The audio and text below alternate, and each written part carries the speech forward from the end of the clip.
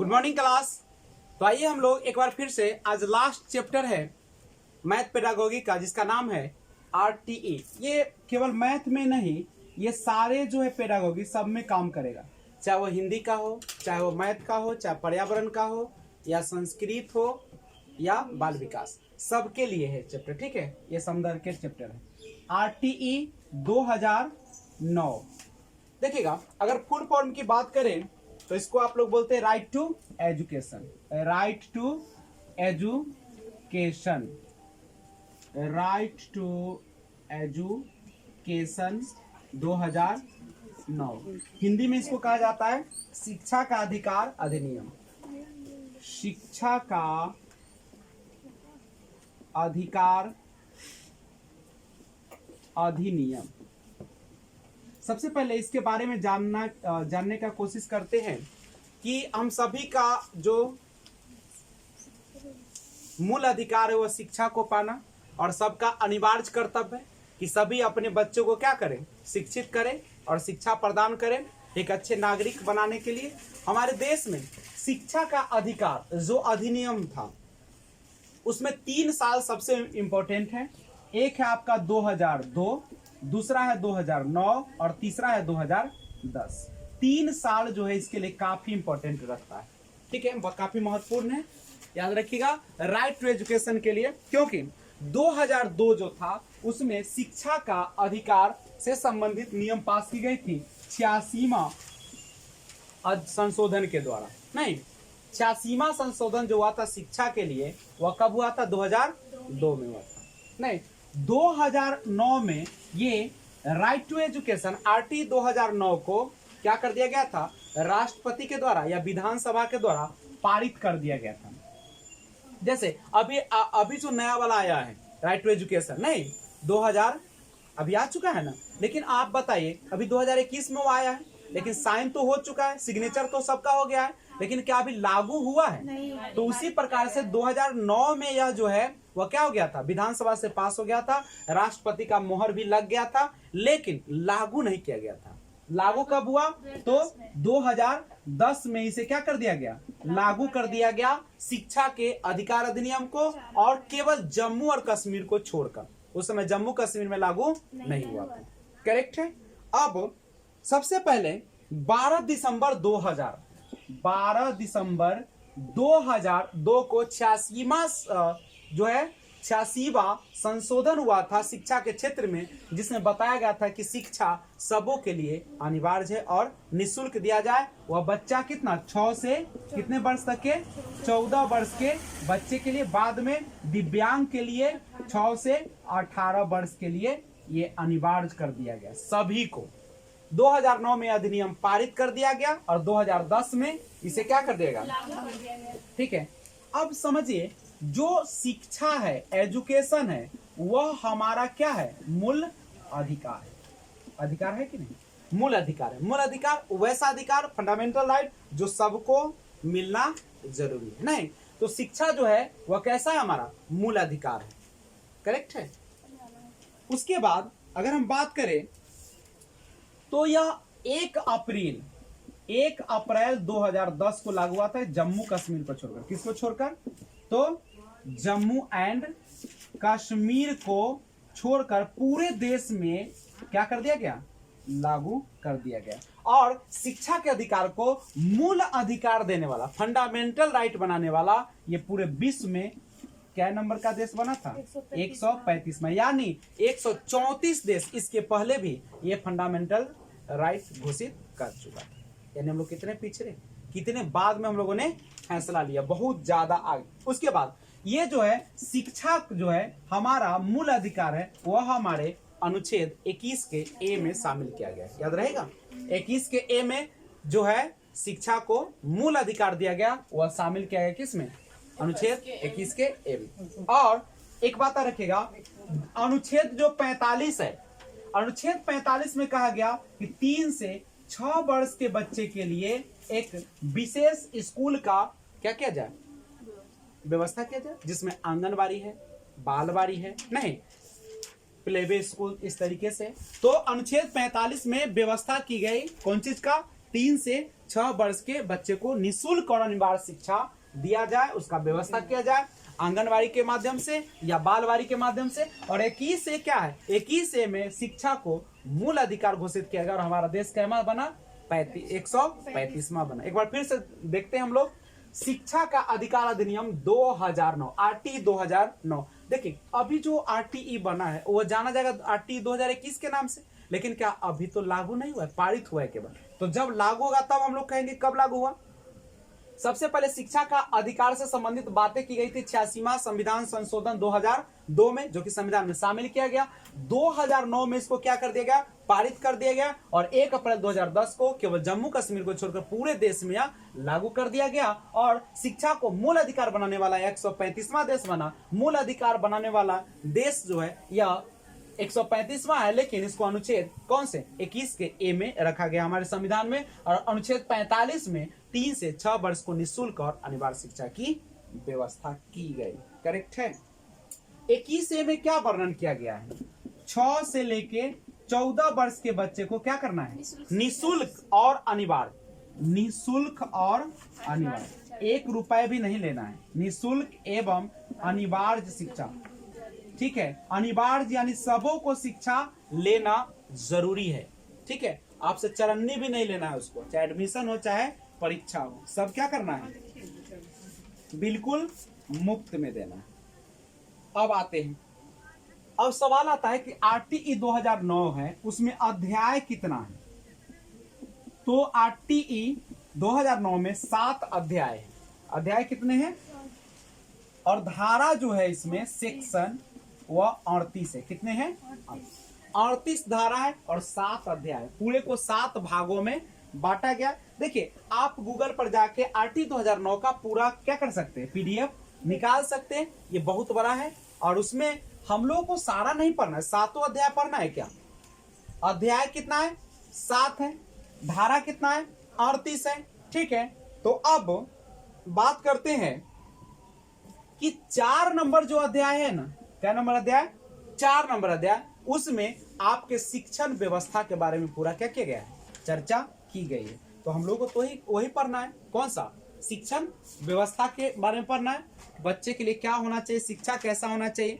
अब समझिएगा एक बात आप लोग समझेंगे कि every child has a right to full time elementary education of satisfactory. कहता है कि प्रत्येक बच्चे का अधिकार है उसको क्या किया जाए, फुल टाइम क्या दिया जाए, एक जो एलिमेंट्री जो आधारभूत शिक्षा है उसको उसके संतुष्टि के लिए दिया जाए और बराबरी के लिए दिया जाए। ठीक है, और कहाँ पे, इनफॉर्मल स्कूल, औपचारिक स्कूल में, जो कि आपको क्या करता है, एक निश्चित जो है नॉर्म्स और स्टैंडर्ड जो है वह क्या करता है, पेश करता है। करेक्ट है, बात समझ में आ रहा है। सभी बच्चों को बच्चा कितना से कितना साल तक, 6 से 14 साल, और दिव्यांग है तो 6 से 18 वर्ष, सभी बच्चों को समान रूप से शिक्षा प्रदान किया जाए। ये हमारा राइट टू एजुकेशन 2009 कहता है। देखिएगा जब 86वां संविधान संशोधन हुआ 2000 कब 2 में, तो उसमें आर्टिकल 21 का ए, कौन सा आर्टिकल 21 के ए में कहा गया कि आप बच्चे को निःशुल्क और अनिवार्य शिक्षा प्रदान करें। कहां पे लिखा गया, हमारे संविधान में। ठीक है, और एज ग्रुप जो है वह रखा कब, उस समय रखा था 6 से 14 वर्ष, जो कि मूल अधिकार है। बच्चे का क्या है, मूल अधिकार है। बात समझ में आ रहा है। अब आरटी एक्ट 2009 तो आ गया। अब यहां से एक बात समझिएगा कि सबसे बड़ी बात इसमें क्या कहा गया कि उम्र के अनुसार कक्षा देना है। किसके अनुसार, उम्र के अनुसार जो है दाखिला लेना है आपको। जैसे 6 वर्ष का है तो बच्चा कौन क्लास में रहेगा, पहले वर्ग में रहेगा। 7 साल का होगा तो दूसरे वर्ग में, 8 साल का होगा तो तीसरा, 9 का होगा तो चौथा, और 10 का होगा तो 5वां। अगर कोई बच्चा 13 साल का है तो कौन से क्लास में लीजिएगा आप। अगर मान लीजिए कि 10 साल का है तो 5वां में, 11 में हो जाएगा तो 6ठा, 12 का है तो 7वां, और 13 का है तो आपका 8वां में। नहीं, और ये निःशुल्क शिक्षा शुरू में जो कहा गया था वो क्या था, प्राइमरी एजुकेशन, प्राथमिक शिक्षा के लिए, और अपर प्राइमरी नहीं, अपर उच्च प्राथमिक स्कूल जो था उसमें कहा गया। यानी 1 से 5, कक्षा 1 से 5 और कक्षा 6 से 8 तक क्या किया गया, मुफ्त शिक्षा का प्रावधान किया गया। और उम्र मान लीजिए कि बच्चा कभी पढ़ा नहीं, अब बच्चा 10 वर्ष का है, जब आपके स्कूल में आया है तो क्या भगा दीजिएगा? नहीं, उसके कि पहला क्लास में लिखेगा? नहीं, आपको इसके उम्र के अनुसार कौन से वर्ग में लिखना पड़ेगा, 5वें वर्ग में लिखना पड़ेगा। न किसी प्रकार का उससे टेस्ट लेना होगा, न किसी प्रकार का मेंटली टॉर्चर करना होगा, न किसी प्रकार का आप उससे जन्म पत्री या कोई भी चीज मांगेंगे। सीधा क्या करना है, आया है नाम लिख देना है। चाहे बच्चे का और माता पिता से भी किसी भी प्रकार का कोई चीज का डिमांड नहीं करेंगे कि माता पिता पढ़ा है नहीं पढ़ा है, कि टेस्ट देना होगा, कुछ नहीं। बिल्कुल बच्चा स्कूल में आया है तो आपको क्या कर लेना है। अगर ऐसा नहीं करते हैं तो आप पर हो सकता है कि मुकदमा चले और आप स्कूल से सस्पेंड हो सकते हैं, समझे। तो अगर आप चाहते हैं कि आप स्कूल में अच्छा से पढ़ाए, अपने गुरु का आदर दिलवाए, तो आपको बच्चे को चुपचाप क्या कर लेना है। बच्चा कहीं का भी हो, चाहे वो बच्चा आपके पश्चिम बंगाल का हो, चाहे बच्चा यूपी का हो, चाहे दिल्ली का हो, कहीं का बच्चा होगा, आपको एडमिशन लेना है। आपको नहीं करना है भाई तुम्हारे गांव ये इलाका में न होते, ठीक है। तो उसे मास्टर को क्या करना पड़ेगा, घींच के थोपना है और थाना में रख देना है, क्योंकि आदर्श रूप में खुद नहीं है तो दूसरे को क्या शिक्षा देगा, समझ रहे हैं। तो आप लोग भी जब टीचर बनेगा तो पहले ठीक है क्या कीजिएगा, आरटी 2009 पूरा पढ़ लीजिएगा, बहुत पेज है इसमें, पूरा पढ़ के बढ़िया से रहेगा और कानून मत झाड़िएगा, मतलब लोग क्या कर देगा, आपको पहुंच जाएगा निम्न कानून में, समझे। आगे बढ़ते हैं। अब एक बात समझिएगा, ये जो है जोर देता है किस पर, निःशुल्क और अनिवार्य शिक्षा पर। निःशुल्क और अनिवार्य शिक्षा पर जोर देता है, एज के अनुसार नहीं, उम्र के अनुसार। अब इसको लिखना चाहते तो लिख सकते, लिखिए, पहले हेडिंग डालिए, RTE 2009 राइट टू एजुकेशन 2009, और पहले लिखेगा कि इसमें 3 वर्ष बहुत महत्वपूर्ण है। पहला 86वां संविधान संशोधन के द्वारा 2002 में क्या किया गया, 6 से 14 वर्ष के बच्चों को निःशुल्क और अनिवार्य शिक्षा की व्यवस्था की गई। 2009 में इसको पारित किया गया और 2010 में इसको लागू कर दिया गया, जम्मू कश्मीर को छोड़कर। और शिक्षा मूल अधिकार है, 135वां देश बना। और 21 में क्या शामिल किया गया, 6 से 14 वर्ष को बिल्कुल मुफ्त शिक्षा देने का व्यवस्था किया गया। दिव्यांग के लिए 6 से 18 वर्ष, अनुच्छेद 45 में 3 से 6 वर्ष के बच्चों को, और अध्याय 7 है, धारा 38 है, और अध्याय 4 में पूरा शिक्षण के बारे में व्यवस्था की गई। ध्यान दीजिएगा, जो एलिमेंट्री एजुकेशन है, प्रारंभिक शिक्षा या एलिमेंट्री एजुकेशन जो दिया गया था वह 2 पार्ट्स में किया गया था।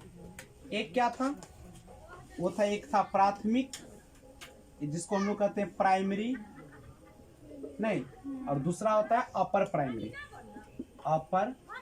प्राइमरी, यानी प्राथमिक और उच्च प्राथमिक। ये ना होगा, प्राइमरी में क्या व्यवस्था था, पहला से लेके 5वीं वर्ग तक, और इसमें क्या था 6 से लेके 8, यानी 6ठा से 8वां वर्ग तक 2 लेवल किया गया। नहीं, प्रारंभिक शिक्षा को 2 भाग में बांटा गया, एक प्राइमरी और दूसरा अपर प्राइमरी। प्राइमरी को पहला से 5वां वर्ग तक और अपर प्राइमरी में 6 से 8 को शामिल किया गया था, ठीक है।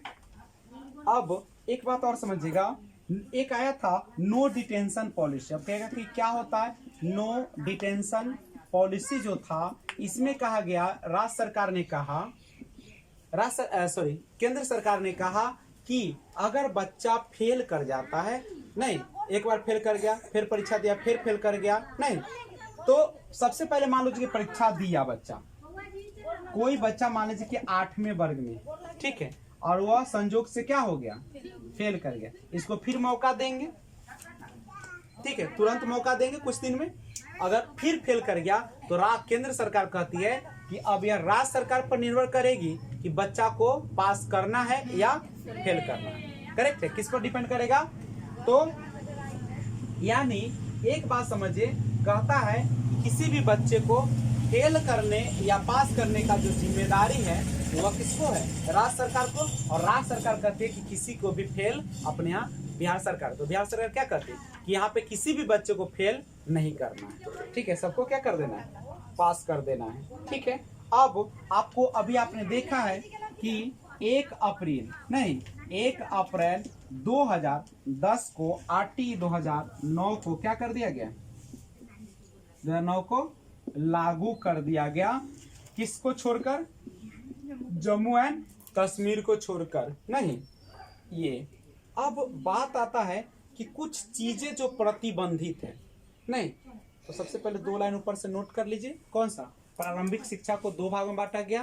पहला हो गया प्राइमरी एजुकेशन, नहीं, प्राथमिक शिक्षा, और दूसरा हो गया उच्च प्राथमिक। करेक्ट है, आप इसको लिख लीजिएगा। प्राइमरी को प्राथमिक, प्राइमरी क्या है? शिक्षा, नहीं, तो प्राथमिक शिक्षा और उच्च प्राथमिक शिक्षा, उच्च प्राथमिक शिक्षा, ये 2 भाग है। प्राथमिक शिक्षा जो होगा उनमें 1 से 5 होगा और 6 से 8 हो जाएगा आपका उच्च प्राथमिक शिक्षा के। नो डिटेंशन पॉलिसी में क्या कहा गया कि किसी भी बच्चा को किसी भी हाल में फेल नहीं करना है, उसको पास करके अगले क्लास में प्रोन्नति दे देना है। चलिए देखते हैं, अब कुछ चीजें प्रतिबंधित की गई, समझ रहे हैं? प्रतिबंधित समझ रहे हैं ना? जैसे शादी के बाद कुछ चीजें प्रतिबंधित हो जाती है ना, बोलना नहीं है, हंसना नहीं है, दूसरे के साथ फोटो नहीं खिंचाना है, नहीं, ठीक है, दूसरे के साथ गाड़ी पर नहीं जाना है, कहीं जाना है तो पूछ के जाना है, समझ गए? कुछ खरीदना है तो पूछना है, ऐसा ना चेंजिंग बुझाता है, तो ये प्रतिबंधित है। करेक्ट है।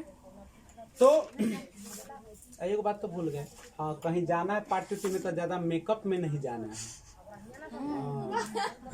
ठीक है, ध्यान दो, ठीक है। तो प्रतिबंध नहीं, जैसे मैंने कह रहे वो पति का वो अपना नजर है, बोल सोच के गई तो तू किसके लिए गए, क्यों गए, ऐसे ना जा सकते। चलो आगे देखिए। तो प्रतिबंधित देखो बच्चा, देखो तो प्रतिबंधित है, कुछ चीजें जो है ना बिल्कुल सरकार ने क्या लगा दी? रोक लगा दी। क्या लगा दी? सबसे पहले कहा कि शारीरिक एवं मानसिक दंड, ठीक है, शारीरिक एवं मानसिक दंड नहीं देना है बच्चा को। कौन सा? शारीरिक एवं मानसिक दंड। आप किसी भी बच्चे को शारीरिक रूप से दंड यानी दंडा का प्रयोग या बच्चे को पीट नहीं सकते हैं आप लोग, नहीं। अगर आप किसी भी बच्चे को पीटते हैं या कान धक्के उठ बैठ करवाते हैं तो क्या होगा? आप पर एक मुकदमा जारी हो जाएगा। आपको बच्चे को मानसिक दंड नहीं देना। मानसिक दंड मतलब समझते हो? आंख दिखाना हो गया, जैसे क्रोधित हो जाना हो गया, जैसे नहीं। बच्चे को किसी भी प्रकार से डांटना हो गया, आप नहीं, एकदम बिल्कुल शांत होकर जो भी बच्चा आपसे जानना चाहता है, चाहे वह क्लास से रिलेटेड हो या न हो, आपका कर्तव्य है कि आप उसके जिज्ञासा को क्या करें? शांत करें, समझे? हाँ, अब क्लास में है, अगर आप उसे डाइवर्ट हो रहा है क्लास, तो आप उसको कहेंगे कि आप क्या करें, मैं आपको आराम से समझा दूंगा, ठीक है। तो लेकिन समझाना है, आपको छोड़ना नहीं। और शारीरिक दंड तो देना ही नहीं है, आप किसी भी बच्चे पर छड़ी नहीं उठा सकते हैं, ठीक है। और मानसिक दंड का मतलब हुआ आप बच्चे को वैसे शब्दों का प्रयोग नहीं करेंगे जिससे बच्चे के मानसिक रूप से क्या हो जाए? कष्ट पहुंचता होगा, ठीक है। डांटेंगे नहीं, फटकारेंगे नहीं, और उसके साथ एक अच्छे क्या करेंगे? बिहेव रखेंगे। उसके बाद दूसरा जो है, दाखिला के समय, दाखिला के समय, ठीक है, आप क्या करेंगे? किसी प्रकार का, ठीक है, किसी प्रकार की क्या नहीं करेंगे? जांच या किसी भी प्रकार की कौन चीज, किसी भी प्रकार की टेस्ट लिख दे, टेस्ट या जांच नहीं करेंगे। अगर कोई एडमिशन के लिए आया है तो आप उसको माता पिता को चाहे बच्चे का किसी भी प्रकार का टेस्ट नहीं लेना है, ठीक है। चाहे मौखिक टेस्ट हो चाहे लिखित टेस्ट हो, किसी भी प्रकार का नहीं। तीसरा, आप ट्यूशन फी जो है या कोई भी फी, कैपिटेशन कोई भी फी, ठीक है, कोई भी कैपिटेशन फी हो तो ट्यूशन फी लिख दें। आप बच्चे से ट्यूशन फी या किसी भी प्रकार का फी को हिंदी में क्या बोलते हैं? शुल्क। शुल्क, हाँ, किसी भी प्रकार का शुल्क नहीं लेंगे, चाहे वह एग्जाम का हो चाहे वह मटेरियल का हो। ऐसा ना कि मटेरियल बांट रहे हैं आप पैसा ले रहे हैं, नहीं, आप देखते हैं नहीं लेना है। अगर बांटने का शौक कर रहा है तो अपना पैसा से क्या कर लीजिए, बांट दीजिए, लेकिन बच्चे से तो किसी भी प्रकार का ट्यूशन फी नहीं लेना है। दूसरी बात है, आप अगर गवर्नमेंट स्कूल में हैं तो आप जो है निजी संस्थान, ठीक है, निजी संस्थान में नहीं पढ़ा सकते, नहीं पढ़ाना है, समझ रहे? यानी आपको ट्यूशन पढ़ाना है क्या? नहीं पढ़ाना। निजी संस्थान में नहीं पढ़ाना, आपको कोचिंग चलाना है? नहीं। यूट्यूब पे पढ़ाना है? नहीं, यूट्यूब से भी नहीं पढ़ाना है, समझ रहे? हम अभी प्राइवेट टीचर, ठीक है, गवर्नमेंट टीचर के लिए सारा रूल है, ठीक है। तो आपको यूट्यूब पर भी नहीं पढ़ाना है, आपको ट्यूशन भी नहीं पढ़ाना है, किसी संस्था में भी पर नहीं पढ़ाना है। इसका मतलब है कि आप जो है स्कूल के बाद जो समय बचता है उसको खेती में नहीं लगाना है। आपको क्या करना है? आपको बैठकर बच्चे के लिए नए नए तरीका को रिसर्च करना है, बच्चे के विकास के लिए सोचना है। उसके लिए आपको कौन चीज बनाना है? जो पढ़ाने से पहले हम लोग तैयार करते हैं उसको क्या कहते हैं हम लोग? लेसन प्लानिंग करना है, बहुत सारे पिक्चर कलेक्शन करना है, आसपास का जो पेड़ पौधा है उसको कलेक्शन करना है, और आप अपने गमला में या कहीं पे रखिए और बच्चे को साक्षात दिखाना है, समझ गए? तो याद रखिए। लेकिन आजकल ऐसा हो नहीं रहा है। आजकल गवर्नमेंट स्कूल के टीचर भी क्या कर रहे हैं? ट्यूशन पढ़ा रहे हैं, यूट्यूब चला रहे हैं, खेती कर रहे हैं, गाय भैंसी पोस रहे हैं, नहीं। लेकिन ये सबके पीछे हम लोग जिम्मेदार हैं, हम लोग कोई एक्शन नहीं लेते ना। अगर कोई गवर्नमेंट टीचर है, अगर ट्यूशन पढ़ाता है, जाके फूंक दिया जाए सब कुछ, अब फोन कर दिया जाए कहाँ पे? शिक्षा विभाग को, कि ऐसा ऐसा नहीं माना, हम आप लोगों को भी कहे, आप लोग भी नहीं सुने, हमने फूंक दिया, तो क्या होगा? तब क्या होगा? ऐसे तो सुनेगा नहीं, जब फूंक देगा बेंच सब घर सब फूंका जाएगा, अपने दौड़ता है शिक्षा विभाग। तो इसमें हम लोगों का क्या है? लापरवाही, करेक्ट है। अब 5वां, और तो याद रखो, अब कोई गवर्नमेंट टीचर पढ़ाएगा, फूंक देना जाके, एगो से नहीं जाना, 10-12 गो से जाना, अब पहले ही थाना के फोन कर ले रहना कि नहीं, एगो पहले रिपोर्ट दे देना, शिक्षा विभाग को रिपोर्ट देना, ठीक है। 9 जब सुनेगा तब, ताकि आपके पास प्रूफ रहेगा कि अनहरा सरकार है, अनहरी व्यवस्था है, लेकिन ओकरा ना बोलिए है, तो फिर उल्टा एक्शन हो जाएगा। ओकर बड़ाई करे कि सरकार बहुत अच्छी है, हमने आपके पक्ष में काम किया, ये नहीं सुना, हमने वहां भी लिख के दिया, उन लोगों को बात नहीं सुना, हमने फूंक दिया। चल, उल्टा नहीं बोलना है, काम करवाना है। तो इस तरीके से निजी संस्थान में नहीं पढ़ाना है। उसके बाद बिना रिकॉग्निशन का, बिना मान्यता का, ठीक है, बिना मान्यता का स्कूल कॉलेज जो कुछ भी है नहीं चलाना है, ठीक है। ये किसके लिए है? ये प्राइवेट जो टीचर उनके लिए है, ठीक है। प्राइवेट टीचर है तो बिना मान्यता का स्कूल नहीं चलाना है। आप लोग ये सब प्रतिबंधित है। कौन चीज के लिए? कौन चीज के लिए? ये गवर्नमेंट टीचर के लिए। एक नीचे वाला जो है बिना मान्यता के स्कूल नहीं चलाना। हाँ, प्राइवेट स्कूल में भी व्यवस्था है, बिना ट्रेंड टीचर का स्कूल नहीं चलाना। ट्रेंड होना चाहिए, जितने हो डीएलएड बीएड जिस अनुसार से है कक्षा, जैसे 1 से लेके 8 तक अगर है तो डीएलएड जरूरी है, और 8 के बाद है तो उसको क्या चाहिए? बीएड जरूरी है। अगर ऊपर प्रोफेसर है, नहीं ग्रेजुएशन है, तो वहां पे उसको क्या होना चाहिए? उसके लिए एमएड होना चाहिए या क्वालिफाई होना चाहिए। कौन चीज का? नेट क्वालिफाई होना चाहिए। इतना नियम है, तब जाके स्कूल चलती है। ध्यान दीजिएगा। अच्छा, निशुल्क शिक्षा का अर्थ क्या होता है? निशुल्क शिक्षा का अर्थ क्या जानते हैं? देखिए, निशुल्क शिक्षा का अर्थ होता है कि किसी भी बच्चे को जो दाखिला लिया जाए स्कूल में, वह किसी भी प्रकार के खर्च का डिमांड न किया जाए, चाहे वह ट्यूशन फी हो, यूनिफॉर्म माने ड्रेस, चाहे किताब, चाहे स्टडी मटेरियल। ऐसा नहीं कि आप स्टडी मटेरियल लेकर खरीदना है तो खरीदना, ठीक है। यानी किसी प्रकार का कौन चीज, पे का मतलब खर्च कहिए, अदा कहिए, या फी कहिए, या शुल्क कहिए, ठीक है। तो किसी प्रकार का फी जो है वह किसी बच्चे से दाखिला के समय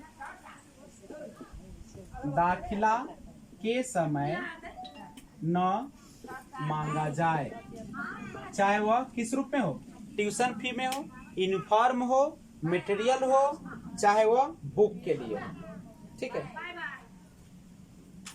दूसरी बात कहा जाता है, दूसरी बात में कहा निःशुल्क शिक्षा का अगर अर्थ हम बात कहें तो इसका अर्थ होता है कि भय या डर कहिए, ठीक है, और तनाव से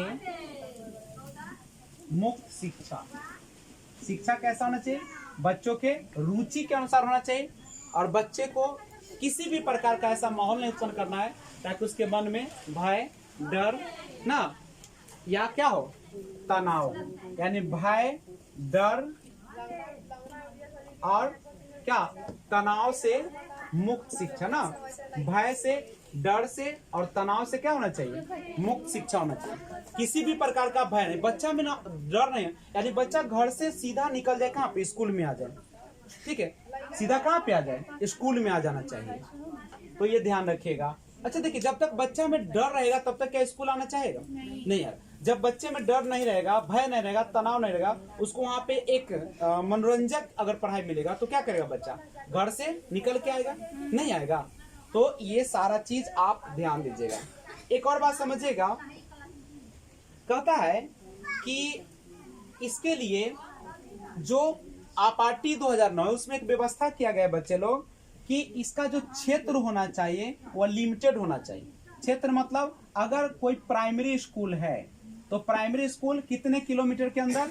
1 किलोमीटर के अंदर होना चाहिए, ठीक है। और अपर अगर है, अगर अपर प्राइमरी स्कूल है तो अपर प्राइमरी कितने किलोमीटर के अंदर होना चाहिए? 3 किलोमीटर के अंदर होना चाहिए। अगर ऐसा नहीं है, अगर इस दोनों व्यवस्था नहीं किया गया है तो हॉस्टल का व्यवस्था हो, ठीक है। और हॉस्टल भी अगर नहीं है तो गाड़ी की व्यवस्था हो, ठीक है। और गाड़ी की व्यवस्था कैसा हो? बिल्कुल निःशुल्क होना चाहिए, बच्चे से चार्ज लेना नहीं है, समझे। जैसे पुराने वाले जमाने में देखते थे कि स्कूल बहुत दूर होता था ना, यहाँ से 5 किलोमीटर 10 किलोमीटर दूर हुआ करता था, जिसके कारण बहुत सारी लड़कियां या लड़के पढ़ नहीं पाते, खासकर लड़कियां नहीं। तो इसके लिए व्यवस्था की गई कि अब तो बात करके कि हर गांव में स्कूल होना चाहिए, नहीं, अभी जो नया पॉलिसी सब आया है उसमें क्या है, हर गांव में जो है आपका प्राइमरी, मिडिल और हाई स्कूल भी, आपका मिडिल हाई स्कूल एक पंचायत में होना अनिवार्य हो गया है, नहीं, और प्राइमरी और मिडिल हर गांव में होना चाहिए, यही ना, ठीक है। और हाई स्कूल और कॉलेज का भी अब निश्चित कर दिया है कि एक इलाके में होना चाहिए, करेक्ट है। तो ये सारा चीज है आपका बताया गया। उसके बाद आप सभी को पता है कि जम्मू कश्मीर को छोड़कर ये सारे राज्यों में क्या कर दिया गया था? 1 अप्रैल 2010 को लागू कर दिया गया था, और भारत बन गया था शिक्षा को कौन चीज,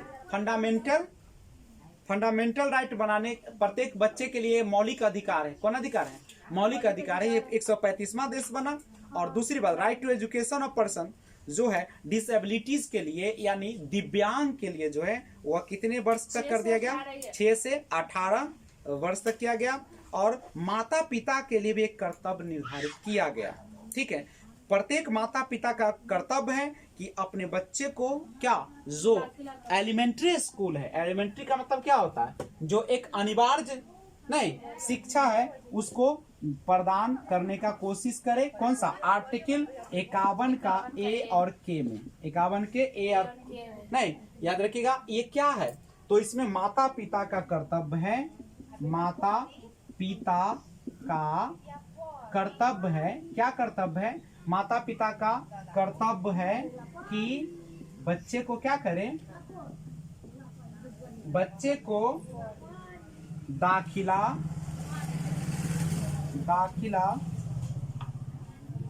कहाँ पे, एलिमेंट्री स्कूल में, एलिमेंट्री स्कूल में दिलाए।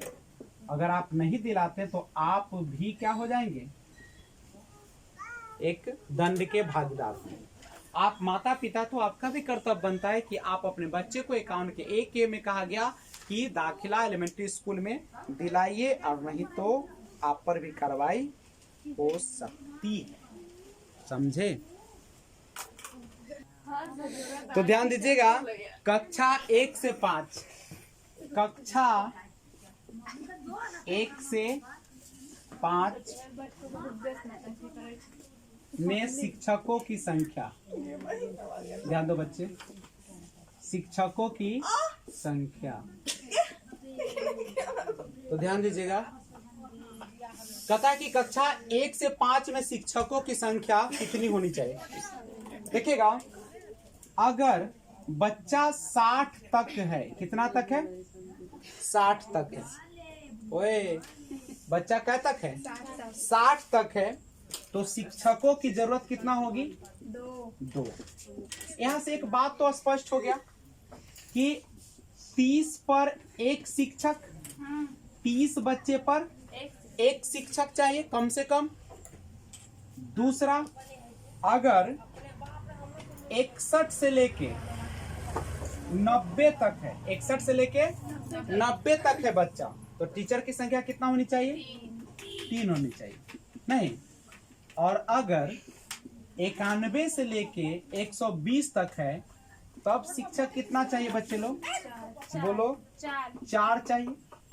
लेकिन अगर 150 से ऊपर है, 150 से ऊपर है, तो अच्छा एगो यहाँ पे अगर 121 से 150 तक है, तब तो क्या गो शिक्षक जनरली कितना देता है, लेकिन 150 से ऊपर आ जाए तो शिक्षक 5 प्लस 1 प्रधानाध्यापक, नहीं, यानी यहाँ पे जो हो जाएगा 5 शिक्षक और 1 जो होगा आपका हेड टीचर।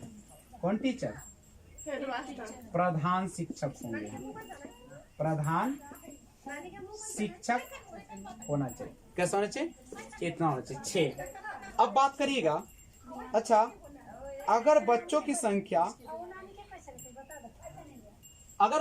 संख्या 200 से ऊपर हो जाए, तब क्या कीजिए, तब यहाँ पे रेशियो चल सकता है 40 पर कितना, 40 पर 1। लेकिन ये कौन सी शिक्षा के लिए, पहला से 5वीं तक, कक्षा 1 से लेकर 5 तक। पहले इसको नोट किया जाए, और ऐसा करिए ना, उसको भी रख देते हैं, अपर प्राइमरी को भी इसी में डिस्कस कर लेते हैं। क्या अपर प्राइमरी में क्या होगा, अगर यहाँ पे 6 से 8 की बात करें, देखो बच्चे लोग, अगर 6 से 8, कक्षा 6 से 8 है, तो शिक्षक या विद्यार्थी और शिक्षक का अनुपात जो होगा वह मिनिमम 35 पर कितना, 1 होगा। 35 पर 1 रख के हम लोग चलेंगे, और वही आगे चलते रहेगा ना। मैक्सिमम 40 हो सकता है, लेकिन ये लेकर आपको चलना पड़ेगा। करेक्ट है? पहले इसको नोट किया जाए, तो फिर हम लोग इमारत पर बात करेंगे, बिल्डिंग पर बात करेंगे। आइए हम लोग बिल्डिंग की बात करते हैं, बिल्डिंग की बात करते हैं, इमारत की बात करते हैं। अब स्कूल का जो निर्माण किया जाएगा किस तरीके से किया जाएगा, इमारत कैसा होगा, तो सबसे पहले याद रखिएगा प्रत्येक शिक्षक के लिए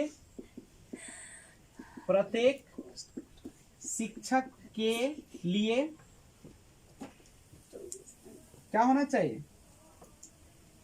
एक वर्ग कक्षा होना चाहिए एवं एक जो है क्या होना चाहिए? ऑफिस होना चाहिए, कार्यालय। और कम माने क्या होता है? साथ में स्टोर। कम माने साथ। Head teachers room. ये क्या कहा समझे इस बात को? कहा प्रत्येक शिक्षक के लिए एक वर्ग कक्षा तो रहेगा, प्लस एक ऑफिस नहीं, plus store, plus head teachers का भी एक रूम होगा। एक रूम ऐसा होगा जिसमें कौन रहेगा? हेड टीचर, उसके साथ साथ स्टोर रूम और प्लस कार्यालय, सब उसी में रहेगा। इन्हें के अलग अलग बनवा दो, स्टोर रूम अलग, ऑफिस अलग, हेड टीचर्स के लिए अलग, एक गो में सब व्यवस्था होगा। कम माने होता है साथ, स्टोर माने समझते हो ना, भंडार गृह ना, भंडार गृह। हेड टीचर माने प्रधान शिक्षक, और ऑफिस का मतलब हिंदी में कार्यालय। ठीक है, कार्यालय। और कम माने साथ। कार्यालय 7, भंडार गृह 7, प्रधान शिक्षक कक्षा। ये ना होगा, याद रहेगा। उसके बाद लड़के एवं लड़कियों के लिए,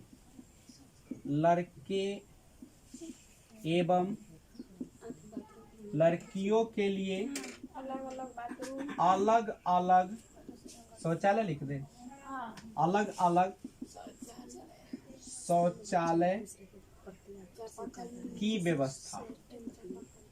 चापाकल आगे देखते हैं। तीसरा, एक रसोई घर होना चाहिए, रसोई घर जहां क्या बनता हो? मिड डे मील तैयार किया जाता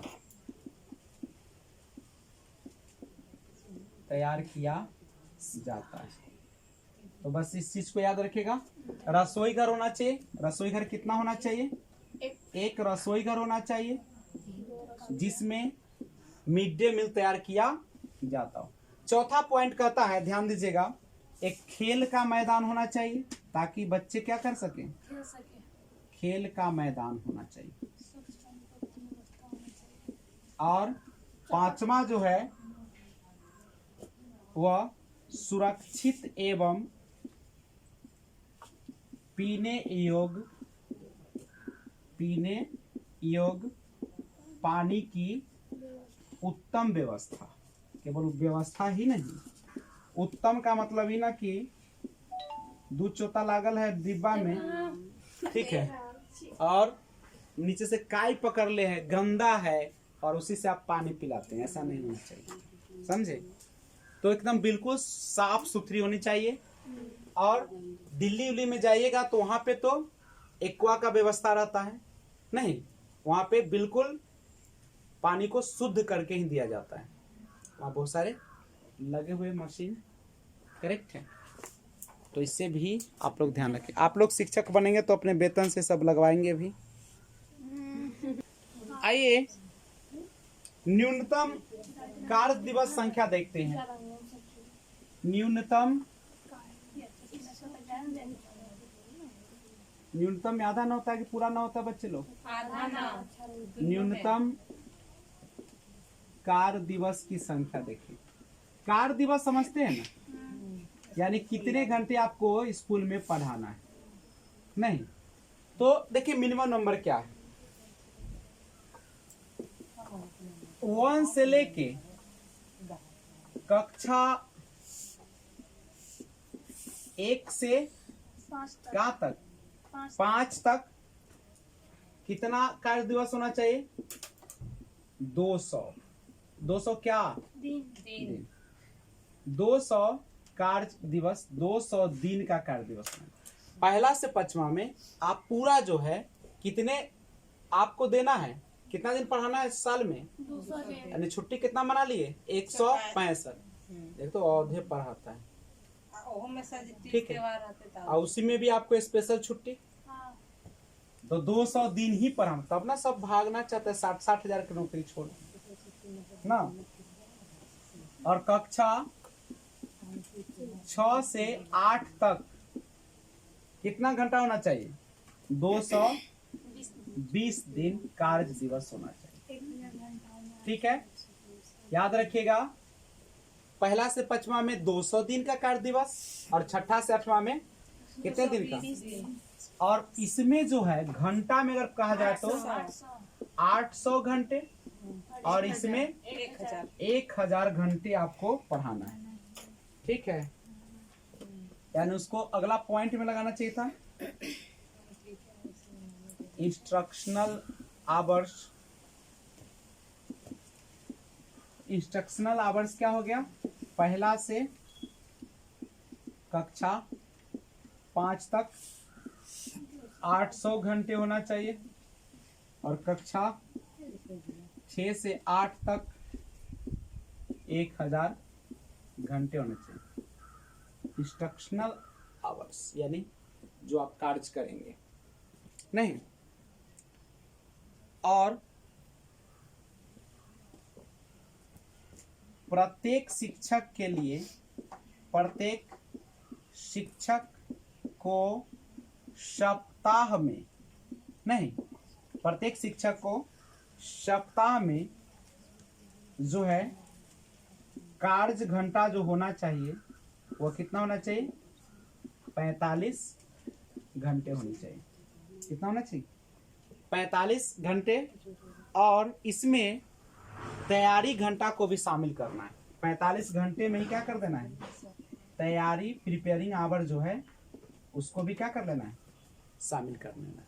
नहीं, 45 घंटा में भी आपको क्या करना है, तैयारी भी करना है, करेक्ट है। उसके बाद अगर हम पुस्तकालय की बात करें, पुस्तकालय की बात करें तो पुस्तकालय में क्या होगा, प्रत्येक स्कूल में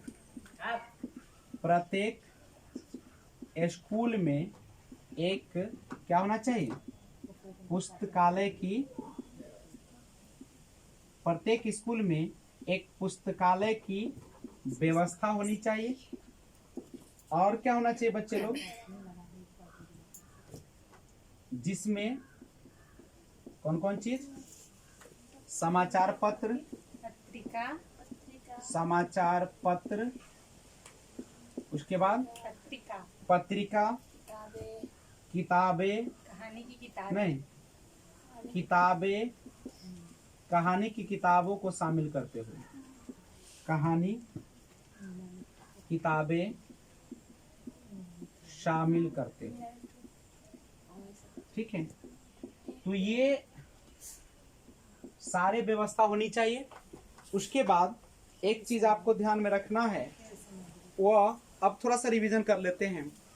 आपको निशुल्क और अनिवार्य शिक्षा देना है बच्चे को, टी 2009 के अनुसार बिल्कुल निशुल्क और अनिवार्य रूप से इसेंशियल है।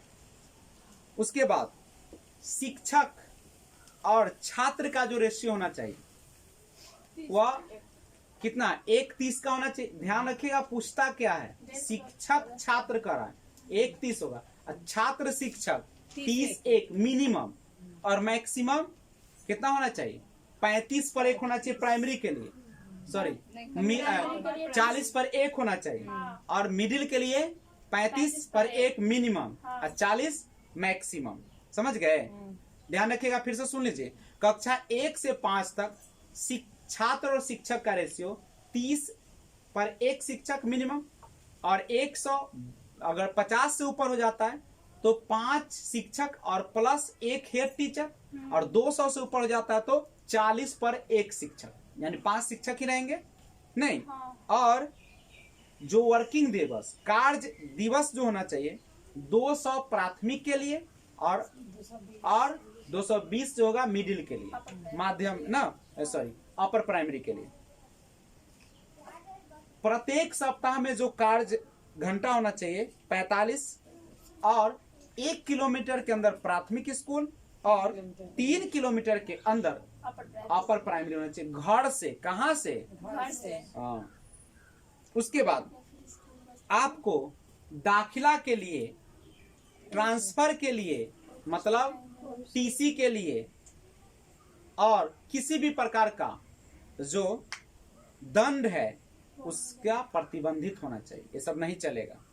उसके बाद टीचर कैसा होना चाहिए? प्रशिक्षित होना चाहिए और स्कूल जो है मान्यता प्राप्त होना चाहिए।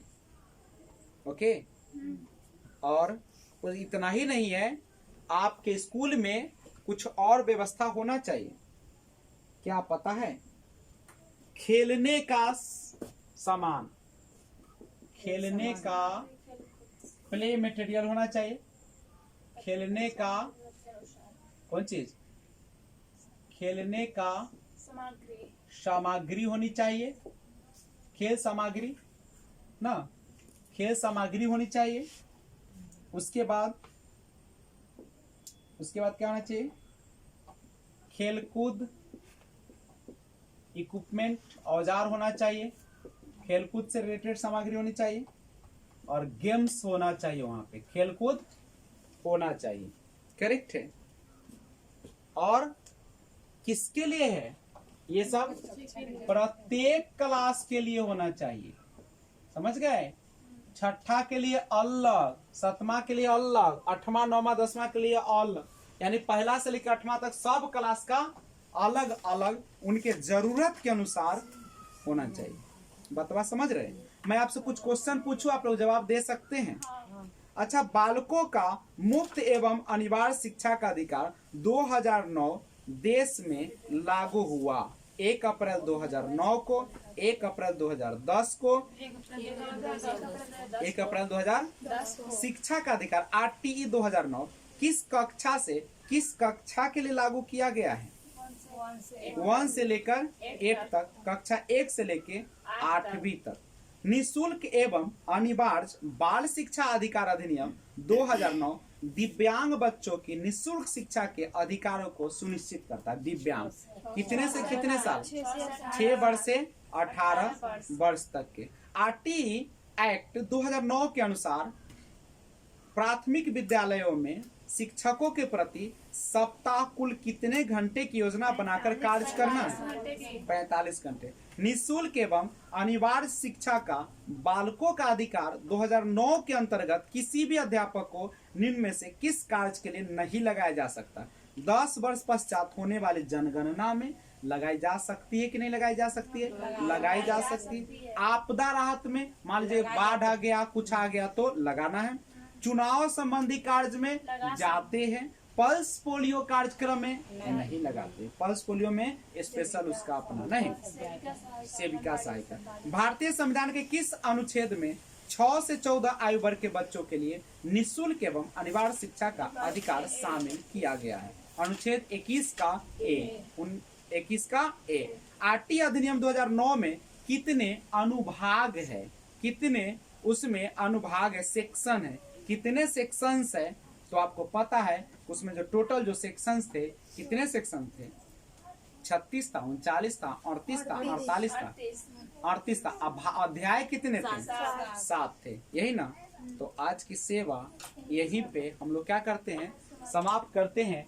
और आपका जो क्लास है आरटीई एक्ट 2009 क्या हो गया? समाप्त। अगले क्लास से हम लोग पर्यावरण की क्लास शुरुआत करेंगे। तब तक जय हिंद।